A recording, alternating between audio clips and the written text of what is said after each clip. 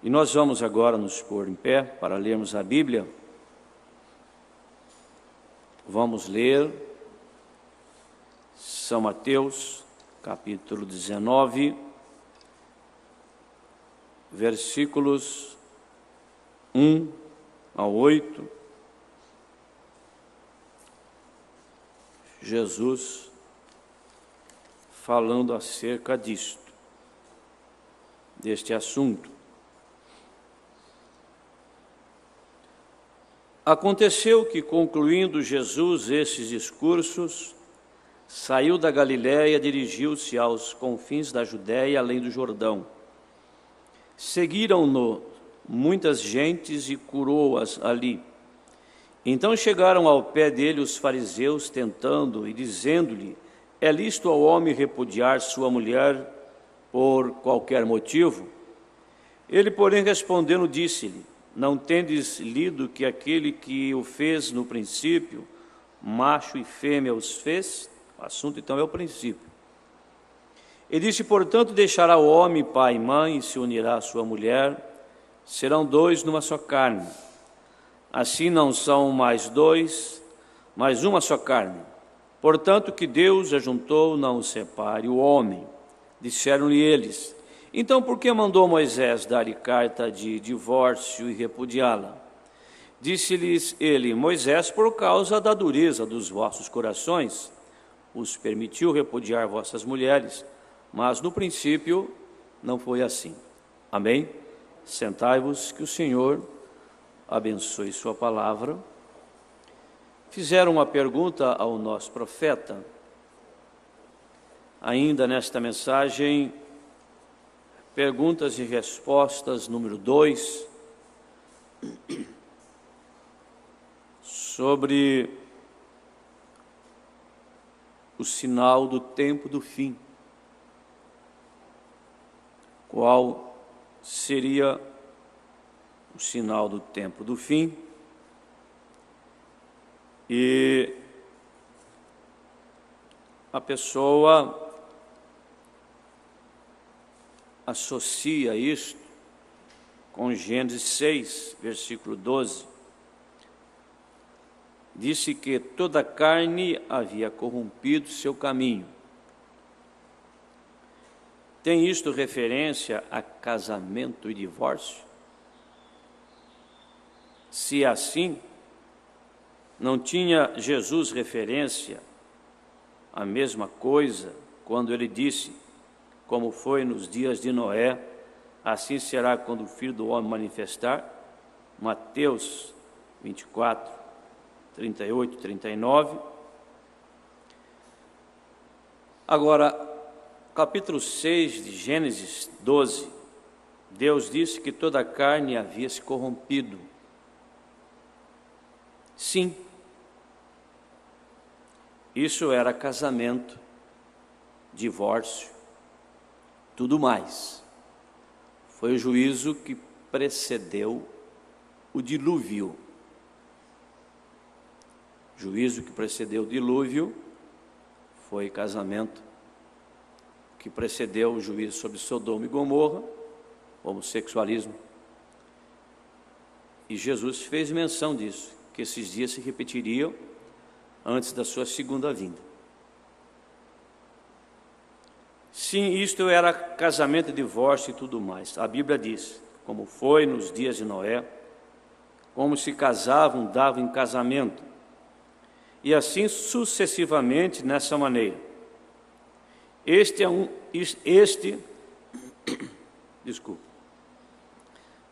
dos sinais do tempo do fim. É um dos sinais. Só um dos sinais, casamento e divórcio. Não é o sinal. É um dos sinais, bem forte. Agora, se isso é tudo que fazia o mundo, não poderia chamá-la de evidência do tempo do fim. Não mais do que posso falar em línguas, ser a evidência do Espírito Santo. Muitas igrejas creem que falar em línguas é a evidência do Espírito Santo. É um dom e chamado é dado sem arrependimento, Salmo 68 diz que os dons são dados até para os rebeldes. É como chuva. É certo que está suposto haver um tempo quando o casamento e o divórcio será igual como foi nos dias de Noé. Porém, há tantas outras coisas que vão com isso. Apenas é um dos sinais. E o falar em línguas é um dos sinais do Espírito Santo. Porém, não sinal infalível do Espírito Santo. Não mais que casando-se, as mulheres, os homens se divorciando, se casando outra vez. Esse não seria o único sinal. Se esse é o único sinal que houve, não poderia chamá-lo assim, bem? Outras coisas têm que ir, como falar em línguas ou qualquer outro dom, para que seja Deus, né? Amém? Mas é um sinal, um grande sinal dos dias. O nosso profeta prega esta mensagem, casamento e divórcio, 21/12/65. A maior parte das perguntas e respostas, elas vão até 64. Todas essas daqui, 62, 61, 64, assuntos ligados. Escolhendo uma noiva, já é 2 meses depois, 65. A união invisível da noiva já é de novembro de 65. Mas tudo culmina aqui em casamento e divórcio. A mesma coisa que quando ele pregou sobre o novo nascimento, em várias mensagens. Mas depois ele trouxe um assunto cabal, fecha ali. Então nós temos que, quem prega a mensagem, ensina a mensagem, é chamado para isto, tem que ter a revelação, né, sobre de como Deus construiu esta mensagem. A mensagem do irmão Branham, da forma que ela está assim, um sermão, como nós fazemos, estudamos, falamos, pregamos, esgotamos o assunto. Quando nós nos prendemos a essa forma, nós recebemos todos os nutrientes dessa mensagem. Dessa mensagem. Não quer dizer que não possamos lançar mão de vários assuntos em várias mensagens ligados àquilo. Fazemos um apanhado, um estudo. Mas isso não pode ser feito a título de curiosidade ou de tomar tempo. Tem que ter um porquê disto, porque você faz um concentrado. Torna-se um alimento concentrado. Você sabe, quem é médico sabe o que é um alimento concentrado, para quem está doente. Então você faz uma vacina. Quando nós fizemos aquele trabalho sobre equilíbrio, aquilo é um concentrado, é uma vacina. Então as irmãs foram vacinadas. Infelizmente, às vezes tem pessoa que não pega a vacina. Tem que ver por que não pegou, né? A vacina. Então, nós não vivemos de vacina, nós vivemos de comida. Mas quando está doente, precisa de vacina. Então, isso são coisas que vêm na igreja, doutrinas, costumes, hábitos. Pessoas copiando outras pessoas.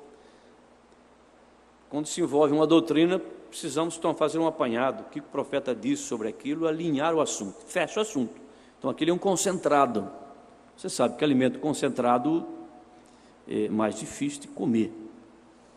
Você concentra um assunto. Mas quando você fala da mensagem como ela é balanceada no geral. Amém? Uma hora fica mais salgado ou mais doce, mas... Entendeu? Entenderam sobre isso? Por isso que o pastor não pode viver de estudo na igreja. Só de apanhado de mensagem. ou então ficar pregando mensagem de cor. Então, essa é a humildade que o pregador tem que ter. Então, vocês entendem o que é pregar a mensagem, apresentar a mensagem. Claro, um encontro, às vezes, tantos encontros que já pregamos, é diferente. Você não está na sua igreja, você está no meio de uma congregação mista, de vários irmãos, outros pastores, tem certos critérios, e é uma festa, é diferente. Mas o dia a dia na igreja é diferente, é o dia a dia. Alguém pode dizer, olha, mas o pastor prega em tal lugar, ficou diferente. Não é que diferente, é a mesma coisa. Outro pastor veio aqui, pregou, ficou diferente. Não é, é que existe um dia a dia. Então a igreja é um dia a dia. Tratar os assuntos, tratar uma linha de assuntos, as mensagens, e ter a preocupação que realmente aquilo está sendo fixado. E é claro, tudo é uma direção do Espírito. O Espírito querendo falar aquilo, mostrar aquilo. Vocês entenderam isso? Amém? Então, isso que eu estou dizendo, a consciência da igreja vem do púlpito. Não é o que acha outro pastor. Não, o outro pastor não vai responder pela igreja dele. Não tem nenhum pastor no mundo respondendo pela igreja do outro. Se assim for, é denominação. A mensagem não ensina isto, né? Amém? Então, isso está ligado ao seu amadurecimento. Parágrafo 293, melhor, 65. O profeta diz para nós, referindo-se à revelação sobre casamento e divórcio. E ele associa a Mateus 28, 19.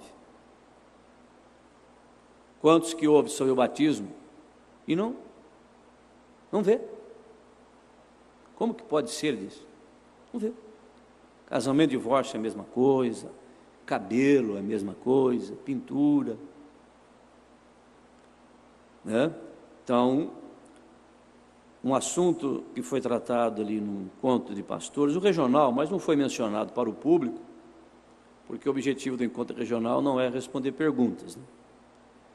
Sendo que o Nombra ensinou que quem responde pergunta para a igreja é o pastor daquela igreja.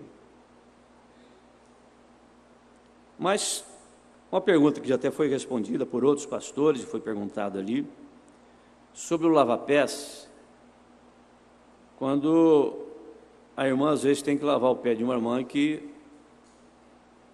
com a unha pintada. Começa com a base, né? E depois cor de rosinha, cinzinha, e vai indo. Então, o que faz, né? Bom, o que é o lava-pés? O lava-pés é um momento de humildade, né, da sua parte. Quando você lava o pé de uma pessoa assim, você está se humilhando mais ainda. Está se humilhando mais ainda, né? Então, você não deve recusar, não. Lava, problema da pessoa, né? Deixa o púlpito falar essas coisas, né? Deixa o púlpito falar. Então, existe a graça, a misericórdia, como é que se diz? Maturidade, fraqueza, tem tudo isso. Tudo isso também, cada pessoa vai ter a sua experiência. Agora o púlpito ensina, né? O púlpito ensina. Qual que é o motivo e o objetivo por detrás. Então, quando é a mulher nova, fala não, a moça é cheia de vaidade, aquela irmã é cheia de vaidade, né? Precisa, não precisa. É um gosto. Então, mas e as idosas? As velhas? Quer dizer, mantendo aquela vaidade ainda. São pessoas que dirigem olhando no retrovisor. Então, a igreja, ela é pregado, é ensinado, as pessoas vivem o tipo de vida que eles queiram viver. Ninguém inspeciona ninguém barra ninguém na mesa da ceia, como vocês veem às vezes visitantes que participam, apesar de ser orientado, mas a mesa é posta. Então, agora, quando se convida uma pessoa para atuar na igreja numa função, então essas coisinhas elas são seletivas. Espera-se que a esposa de pastor, família de pastor, esposa de diácono, família de diáconos, as irmãs que tocam, que cantam, os irmãos, suas esposas, elas estejam, no mínimo, né, servindo de exemplo para as demais. Porque senão, eu acabo de falar isso aqui, eu tenho uma tecladista ali, tudo pintada. Pastor, você não estava vendo, o senhor colocou ela ali. Então, uma coisa é você ser um membro da igreja, outra coisa é você ser convidado para fazer um trabalho. Aí entra os requisitos, os critérios. É sempre o que está por detrás daquilo. Por que faz isso? Qual é o motivo? Qual que é o objetivo? E aí vai indo. Então, aí é que está. Tem a graça, tem a misericórdia, isso não tem faltado. Isso não tem faltado, tem sido dado oportunidade, tem sido dado chance para as pessoas, por causa do exemplo. O exemplo. Como é que fica? Você tem nós não temos conjunto, mas se tiver um conjunto, se tiver todas as moças no conjunto fora da ordem, como é que fica a igreja? Não tem sermão que funciona. O senhor está pregando, mas está fazendo, está mostrando aí, ó. Então, o irmão Brana tinha essa postura, né? Foi um assunto que foi ventilado ali, até pediram, não, vocês falam lá, no domingo de manhã alguém fala, não, cada pastor fala com a sua igreja e tal. É assunto que já tinha sido falado já várias vezes. Mas é oportuno. É oportuno. São Mateus 28, 19. Portanto, ide ensinai todas as nações, batizando-as em nome do Pai, do Filho e do Espírito Santo. E eles se viraram, e toda pessoa que alguma vez foi batizada do modo contrário àquilo. Batizada no nome de Jesus Cristo, que até mesmo por toda a era da igreja e por 300 anos depois da era da Bíblia, até o concílio de Nicéia, então eles adotaram dogmas em seu lugar. Um dogma é um ensinamento que não é escriturístico. Qual é a diferença? Se não está revelado. Essa é a questão. Como que você vai colocar, por exemplo, um homem no corpo de diáconos, se ele não é um dizimista? Não tem a revelação sobre isso? Como que você vai colocar um homem no corpo de administração ou tesouraria, se ele não é um dizimista para mexer com o dinheiro da igreja? E não é só isso, não. Tem mesmo as pessoas que envolvidas em outras atividades da igreja. Quem limpa, quem faz a faxina da igreja, tem que ter o conjunto da coisa. Uma pessoa trabalhando na igreja, limpando a igreja e tal, ele não é um dizimista, é infiel. A sua vida, meu irmão, minha irmã, você vai responder a Deus. Agora, quando você fazer esse tipo de coisa na igreja, não, você está dispensado, não precisa fazer. Deixa quieto. É a revelação. Você sabia que o livro todo, a Bíblia toda, é uma revelação? Por isso que nós não impomos nada. É isso que eu quero que a igreja, vou bater bem nisso. Nós não impomos nada, mas quando temos que convidar alguém para um trabalho, temos que ver certas coisas. E se aquelas pessoas que assumem aqueles trabalhos depois vão escorregando, largando, tudo bem, termina o ano, termina a atividade do diácono, administrador, quem canta, quem toca, então, não quero fazer mais isso, tal, pessoa. Mas aí parece que cria um clima de competição, cria um clima de possessão. Esse lugar é meu, eu faço isso, tanto tempo que eu faço isso. Não. Não é assim, não. A irmã não vai pensar que porque você não toca, não vai ter quem toca. O diácono não vai pensar porque você não é diácono, que a igreja não vai funcionar, não. Você pode estar no diaconato aí há 30 anos. Funciona sem você, assim. Funciona até sem mim. Vem outro aqui. Você sabia que o livro da Bíblia é toda uma revelação? É assim que você tem de conhecer a verdade entre este e o outro. É porque isto é uma revelação. E a revelação tem que estar exatamente como a palavra, não contrária à palavra. Você diz, bem, isto me foi revelado. Então, se é contrário à palavra, nunca veio de Deus. Isso mesmo. Agora, se você quiser tomar Mateus 16, 18, Jesus disse ele próprio que a igreja inteira, a sua igreja, seria edificada sobre a revelação espiritual de si mesmo, o que é a palavra. Eu te digo que tu és Pedro, e não foi carne e sangue quem te revelou, mas meu Pai que está dos céus te revelou isto. E sobre esta pedra, sobre esta revelação. Alguém diz, não, mas Pedro significa pedra. O católico fala, a igreja está edificada sobre Pedro.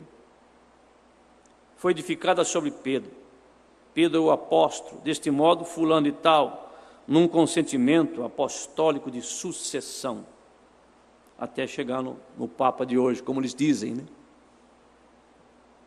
A igreja não está edificada em nenhum homem.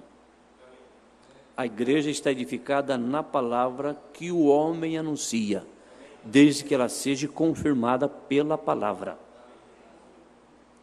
Os protestantes dizem que foi edificada sobre Jesus Cristo.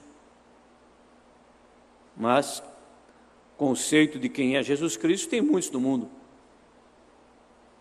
Não para ser diferente, mas tome somente o que ele disse. Não foi carne e sangue quem te revelou, mas meu Pai que está nos céus te revelou isto.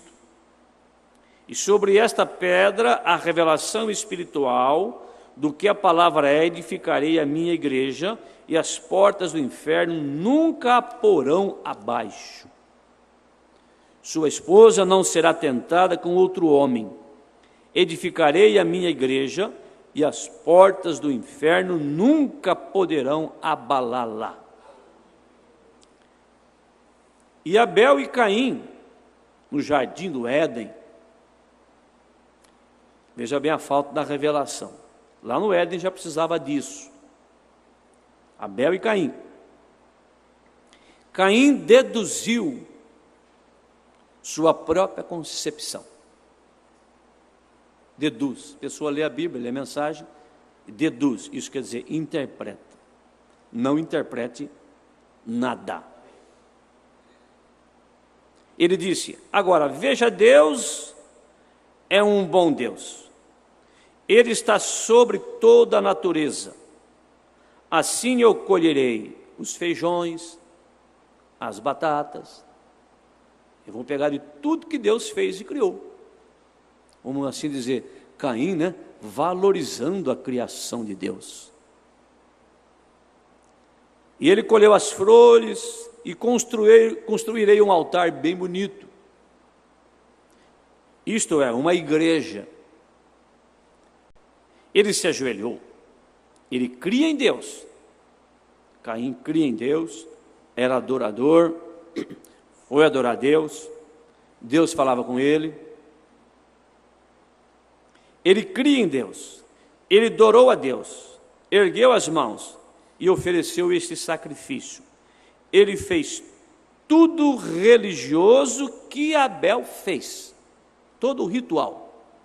Quem sabe o mesmo inário, a mesma Bíblia, cantou os mesmos hinos, a mesma ordem da igreja.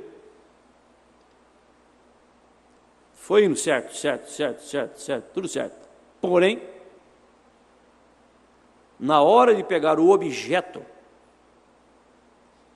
na hora de pegar algo que fosse simbolizar algo divino, aí tropeçou. Abel edificou o mesmo tipo de altar. Porém, quando Abel trouxe o seu sacrifício, ele trouxe um cordeiro, um animal. Agora, Caim pensou que fazendo um antídoto para o pecado, que seu pai e mãe deviam ter comido fruto, como foram ensinados naquele jardim. Porém, Abel, por divina revelação, soube que foi o sangue que causou isto, que o pecado entrou pelo sangue e tinha que sair pelo sangue. Abel cria que tinha sido uma fruta, então tinha que oferecer as frutas. Vejam bem, ambos religiosos. Então você vai notar a diferença de religião e cristianismo. No cristianismo você tem a parte que é a parte da religião. E a palavra da religião significa cobertura. Mas cristianismo é novo nascimento. Por isso que, diz o profeta, você não vai ver um eleito perseguindo eleito. Porque se um eleito persegue o outro, perigoso. Vamos ver quem é o Caim, quem é o Abel aí. Vamos ver quem é o Jacó, quem é o Esaú. Vamos ver quem é o Moisés, quem é o Balaão. Vamos ver quem é o Isaac, quem é o Ismael. Eleito não persegue eleito. Mas o pior ódio no mundo é o religioso. Acompanha a história das eras da igreja, acompanha a Inquisição, toma o mundo oriental, e assim vai. Então Abel, por divina revelação, soube que foi o sangue que causou isto. Por divina revelação. E a Bíblia diz em Hebreus capítulo 12, 11, que Abel pela fé é a revelação, ofereceu a Deus maior sacrifício do que Caim, pelo qual Deus testificou que ele era justo. Está certo? Vocês confirmam isso também? Irmão, irmã, está simplesmente tão claro quanto alguma coisa possa estar para mim. Aí está a coisa toda. No princípio, precisou de revelação. Para aproximar de Deus, precisou de revelação. Para adorar a Deus, precisou de revelação. Para fazer um altar, precisou de revelação. Para entender o que aconteceu no Éden, precisava de revelação. Agora o profeta está falando desse assunto, porque estamos falando de casamento e divórcio. A revelação. Agora, sobre casamento e divórcio, veja, tem de ser revelado esse assunto. Tem que ser revelado. Até que seja revelado, você não o conhece. Não só esse assunto, todo o assunto da Bíblia. Por isso que nós não obrigamos ninguém a nada. Ensinamos que a mulher não deve cortar o cabelo, mas se ela corta, não forçamos ela. Ensinamos o homem a ser dizimista, ofertista, não obrigamos a ele. Não obrigamos a ninguém. Se ele vai tomar a comunhão assim, isso é com ele. Aí é um ponto. Mas convidá-lo para assumir uma função específica na igreja, ele está desqualificado. Ela está desqualificada. Até que seja revelado, você não o conhece. Porém, ele prometeu nesses últimos dias, nesta era, que todo ministério oculto, ou melhor, todo mistério oculto na Bíblia seria revelado. Apocalipse 10:7. Jesus prometeu isso, que todos esses mistérios ocultos sobre casamento e divórcio, todos esses outros mistérios que estiveram ocultos seriam revelados no tempo do fim. Agora lembre-se, a voz disse, o profeta agora falando uma experiência dele, vá a Tucson, estava em Indiana, Jeffersonville, e o Senhor disse a ele, vá a Tucson, Arizona. Lembra-se da luz mística no céu? O sétimo anjo ali de pé, voltei, e a abertura dos 7 selos. Observe o que aconteceu, isso é verdade. Então mostra a luz mística aí. Isso é em Tucson, Arizona. A foto é virada, né? Gostaria que tivesse essa foto da maneira que ela foi batida, para a gente mostrar os 2 ângulos, né? Os 2 ângulos dela. O profeta mandou virar, formando o rosto de Jesus com a sua cabeleira branca. Os ouvintes do rádio não estão vendo, mas se você quiser, só pedir para nós, enviamos para vocês pelo correio a foto. Então aí está, essa parte branca, são 7 anjos. E foi quando o profeta recebeu a comissão para revelar os segredos dos 7 selos, casamento, divórcio, semente da serpente. Sem esta revelação dos selos, hoje, ninguém consegue se alinhar com a palavra. Por causa da pulverização religiosa, torcida, caimita, que impera nos nossos dias. Laodiceia, a ponto que Deus está fora dela. E nós estamos fora com Ele. O que é nascido de novo, é uma nova criatura em Cristo Jesus. Você está sentado em lugares celestiais em Cristo Jesus. Você está fora de Laodiceia.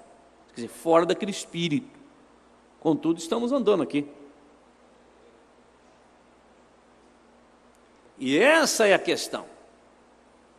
De estarmos vivendo na pior de todas as eras. Pior do que a era do cavalo negro, do cavalo vermelho. Pior do que a era da Inquisição, através da morte pela espada, pelo fogo. As eras negras e outras fases. Esta é a pior era. É a última era, aonde o diabo abriu o seu paiol de munição e está usando tudo que tem, porque ele sabe que logo um dia não vai ter mais chance,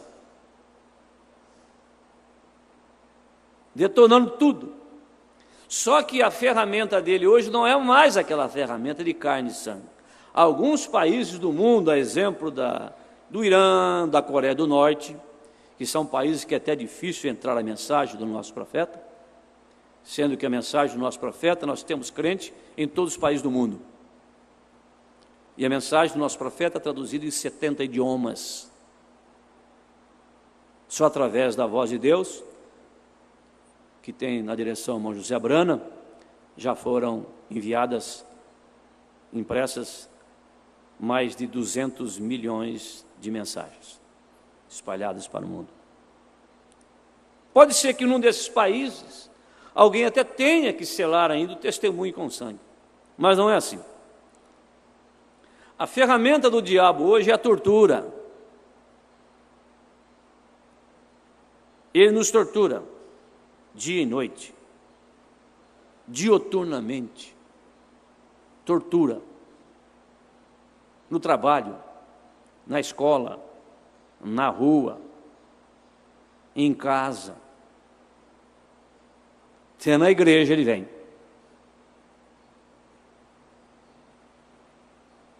O que o inimigo quer com isso, irmãos? Ele quer que você volte. Ele quer que você blasfeme, negue. É só isso. Ele não precisa cortar seu pescoço. Só torturar você, pressionar você com a circunstância do dia que você está passando, as lutas e as provas, que não vai ter um torniquete te torturando. Ele só quer que você fale uma besteira, blasfeme, murmure, se comporte de maneira errada com a palavra, espiritualmente falando. Não estou falando de carne e sangue, não estou falando de erro social. Não é isto. Notem bem. Mas por ser a era pior de todas, por ser a era mais confusa de todas, a era que mais tem informações religiosas distorcidas, sendo que Deus nunca perdeu para o diabo. Ele trouxe para nós a revelação de toda a palavra. Para cada tonteria religiosa que tem no mundo, para cada embaraço religioso que tem no mundo, você vai ter pelo menos um parágrafo, pelo menos uma mensagem, pelo menos um parágrafo, pelo menos uma linha, pelo menos uma palavra do profeta para te desembaraçar. A era de maior pressão, diz o profeta, opressão dos ricos, vida superficial, sistema nervoso, esses três males que nos afligem. Mas para essa pior era, Deus predestinou o melhor povo.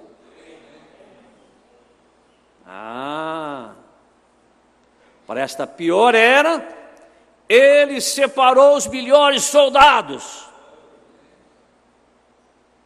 Não tem para o diabo, não. Nunca teve.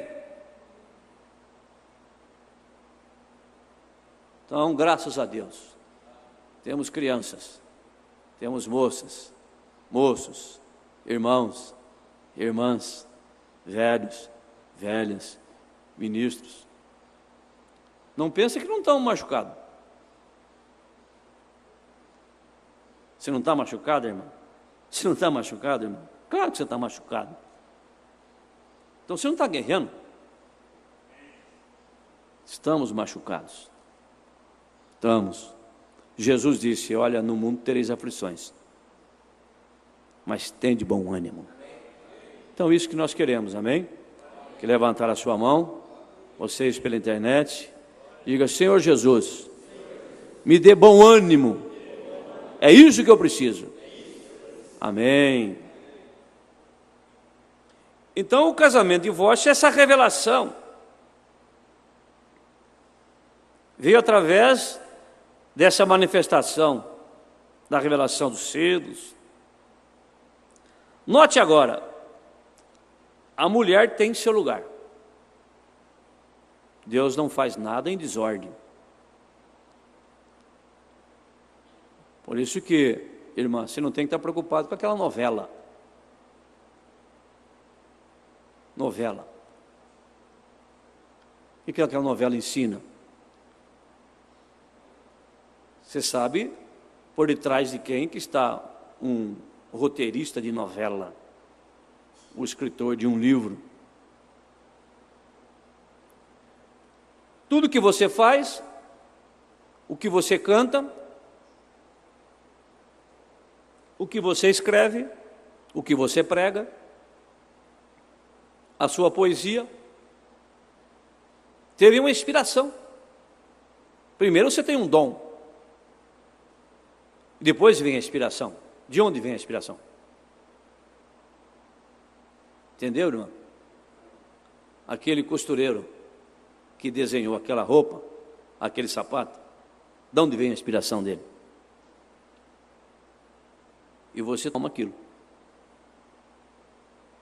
Então, tudo isso que nós estamos falando não é para denegrir ninguém, não é para abater ninguém, é para mostrar a realidade do mundo, como é que o inimigo trabalha.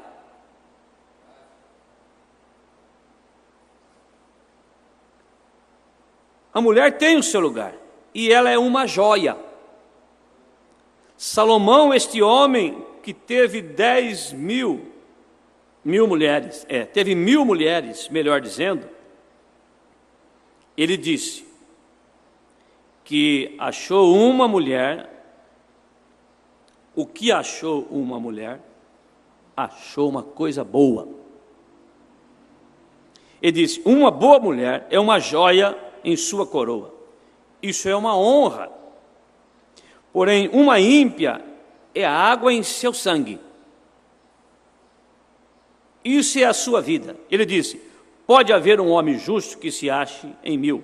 Salomão disse isto. Porém, disse: não se encontraria uma mulher justa em 1.000.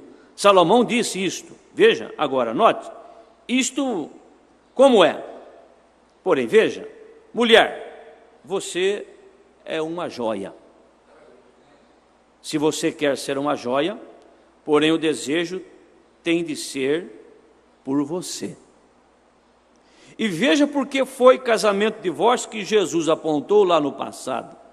Foi porque sua espécie foi a causa de todo pecado. Essa é a razão porque a poligamia e o divórcio e coisas tais foram introduzidas. No princípio nunca foi assim, e não será assim no mundo além. Mas a mulher, ela é uma joia. Tem o seu lugar, tem a sua função. Para que Deus a criou? Qual o objetivo de Deus tê-la criado, formado? Você sabe que Provérbios capítulo 14, versículo 1, abordando esse assunto agora, está escrito que a tola derruba a casa. Abram suas Bíblias. Vamos ler.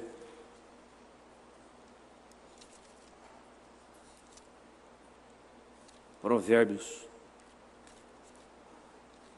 Tenho tanto marcador na Bíblia que na hora de abrir a Bíblia fica até difícil.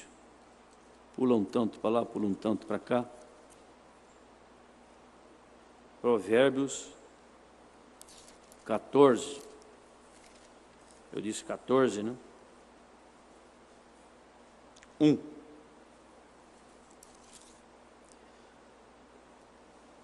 Poderíamos falar disso com mais tempo, né?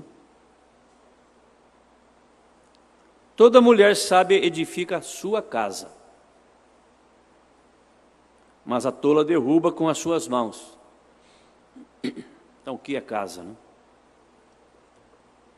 O que é casa? Você é uma casa, sua casa é uma casa. E no próprio Provérbios, capítulo 9, versículo 13, disse o sábio Salomão: a mulher louca é alvoroçadora, é simples e não sabe coisa alguma.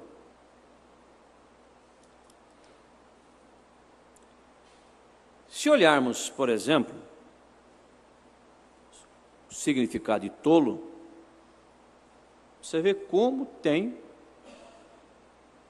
sinônimos. Tolo ou tola, né? Tolo é masculino, tolo é feminino. Os dois são usados. O que é tolo, tola? É um adjetivo que não tem inteligência. Isso já derruba a casa. Sem juízo. Bobo. Que diz ou faz tolices. Idiota. simplório, ingênuo. Tem até expressões que a gente não conhece, né? Basbaque, boquiaberto. Eu achei que essa expressão era regional, né, da nossa italianada, né? O fulano é um boca aberta, né? Mas a expressão certa é boquiaberto.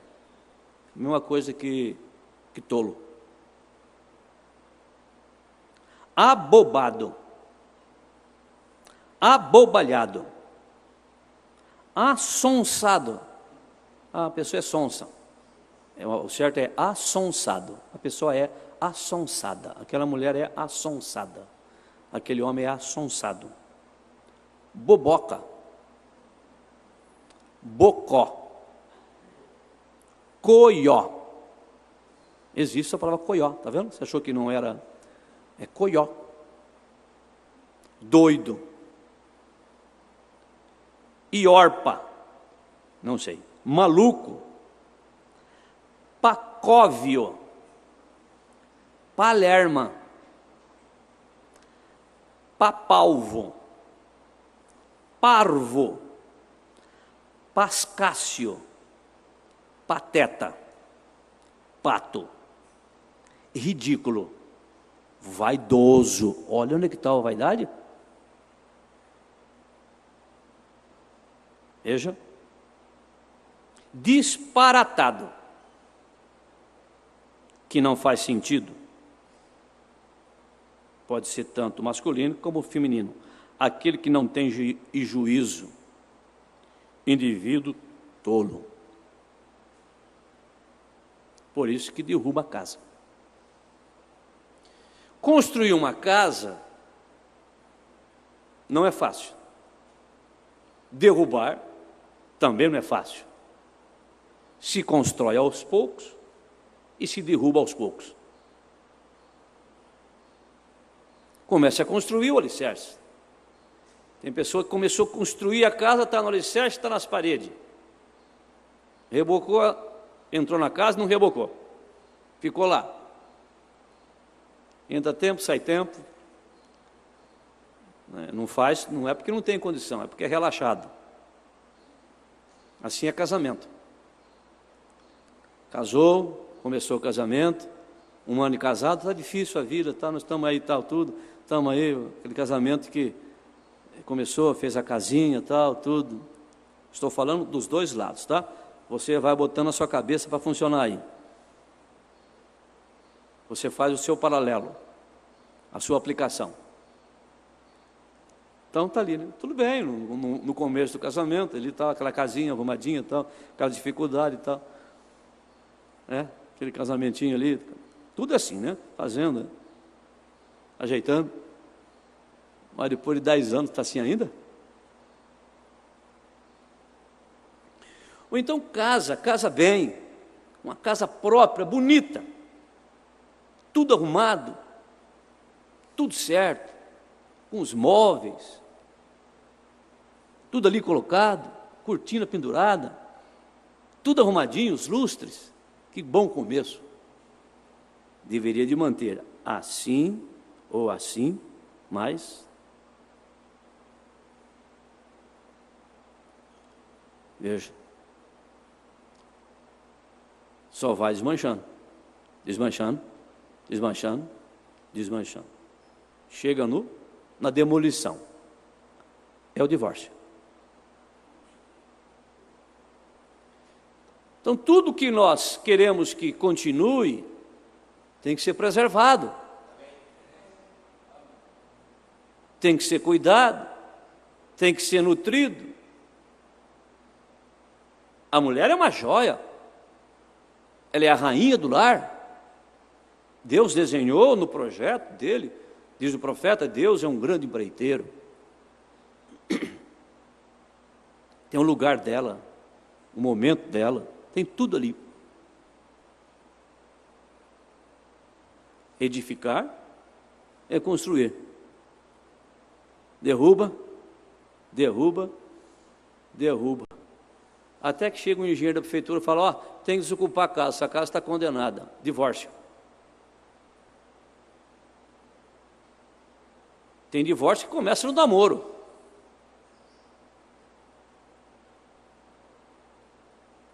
moço, a moça já casa com aquela moça numa área de risco. Isso que eu quero que vocês anotem bem.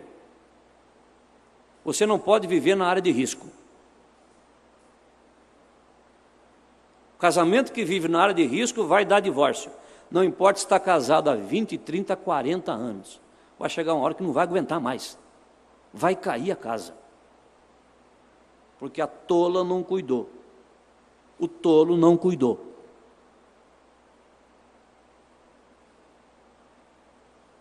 Porque não sai da área de risco. Você vai no médico, você está fora do peso, peso excessivo, veia entupida, pressão alta.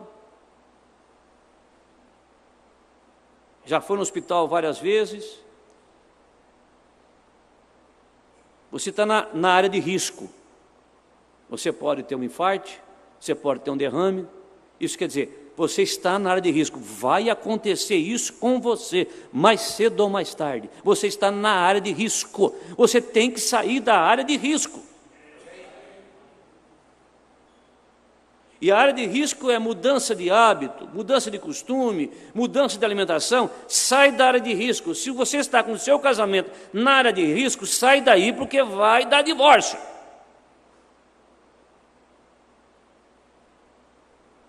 E não tem esse negócio, não, que eu estou há 30 anos casado, 20 anos casado, agora estou aqui num barquinho que, né, que vai. Não é assim, não.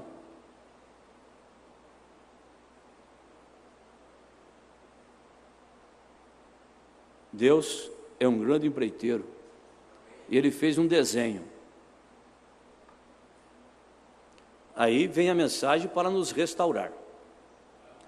Nos trazer à posição de novo. Você vai sair dessa manhã com isso gravado. Se a sua casa estiver na área de risco, está vendo as enchentes que tem por aí? O que é que faz Ministério Público? Não, como que chama o negócio lá? Saúde Pública? Não. Outro órgão? Direito Civil? Defesa Civil? Chovendo, aquela casa está no morro ali, ó. Área de risco, sai daí. Construiu a casa na beira do barranco. Construiu a casa na areia movediça. Entendeu? Área de risco.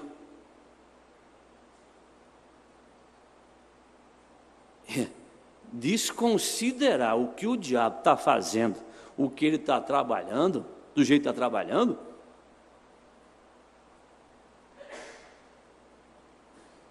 O que é o risco?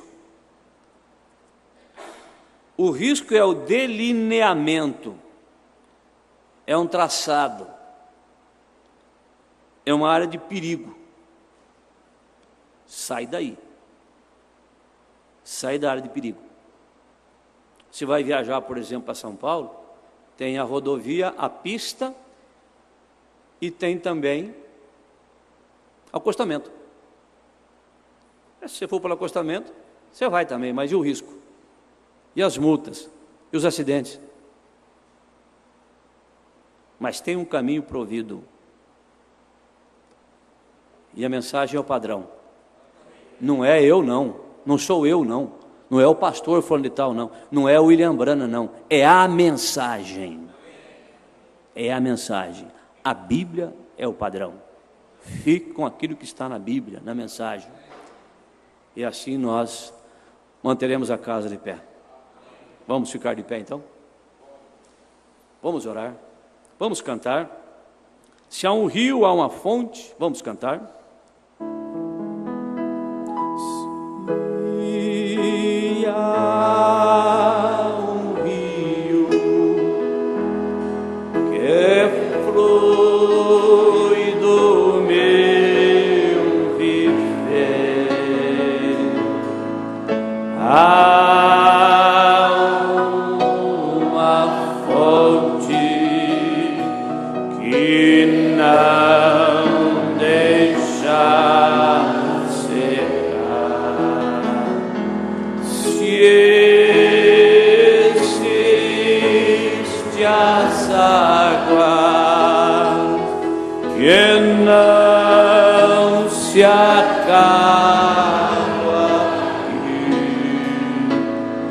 Sim, ao rio que corre sem parar.